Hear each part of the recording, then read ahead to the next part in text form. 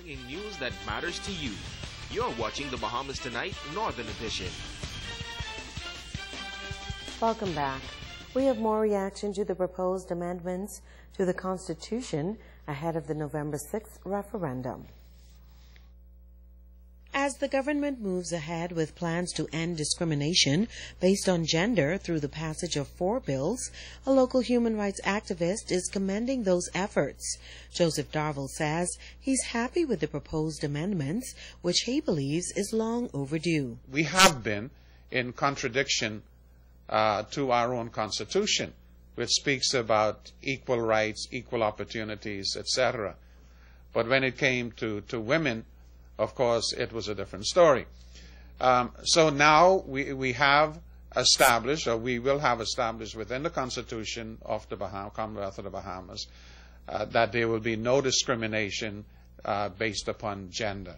He believes the changes to the Constitution will pave the way for proper regulations to be put in place. Along with those particular sort of amendments to the Constitution, there should be other regulations put in place whereby men are held responsible for fathering every child in this nation. Darville is encouraging eligible voters to support the upcoming referendum, as the rights of women have been violated for too long. Ingrained in the mentality of too many Bahamian men is that women are simply a sexual object to be conquered.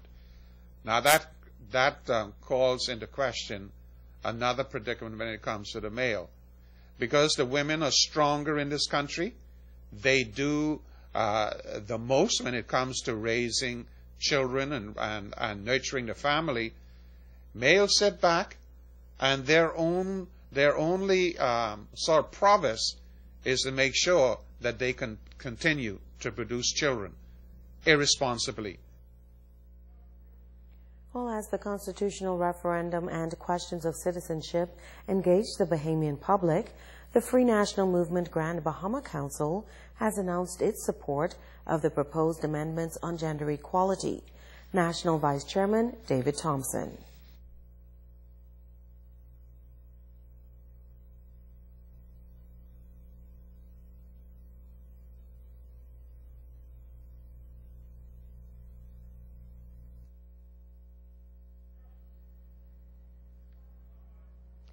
Good customer service is essential to the survival of any business or industry.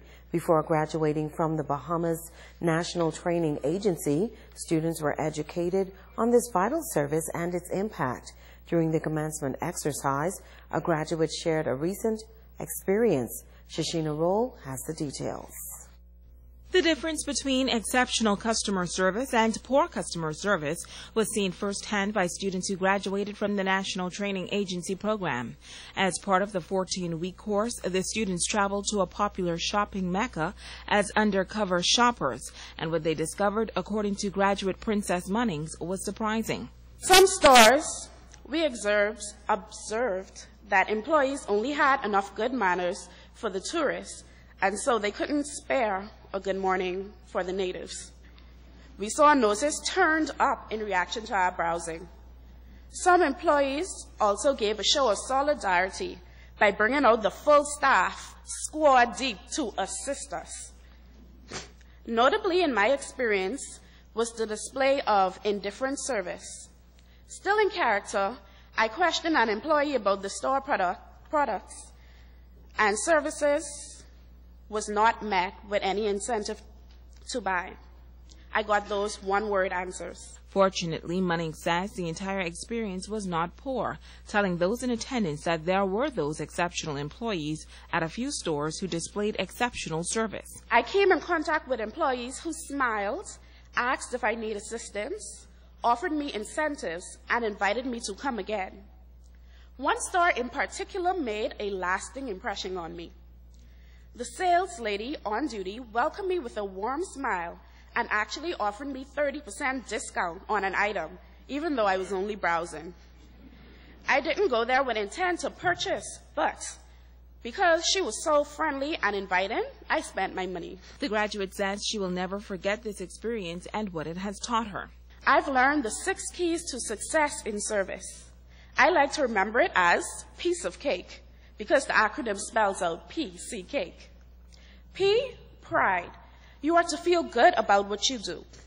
As Laurie McIntosh says, you are serving a customer, not a life sentence. Learn to enjoy what you do. C, courtesy. You should show respect by being polite and having manners. C, competent. This means you know what you are doing, having sufficient skills to complete your task. A, appearance. This is how you present yourself, whether it is your physical appearance or the appearance of your establishment. K, knowledge. You should be able to talk about what you do, having facts. Lastly, but certainly not least, E, extra effort. This simply means to go above and beyond the call of duty to make sure your customer is satisfied. Remember, a happy customer is a happy business. Shashina Rule, ZNS Network News. Ron Thompson II. There you go. That's Congratulations Antoinette's to son. everybody. Yes, Yeah, she these watches are- all the time. These are what, Leos or something? What is? What's this side? Oh, Leos? What is that? Anyhow, I don't follow it. Phil Delang Anyway. must be known. Happy birthday, Sean. Enjoy. That's our Northern service. That's our Northern edition tonight. On behalf of the entire team, Thank you, Phil. thank you for watching. Good night.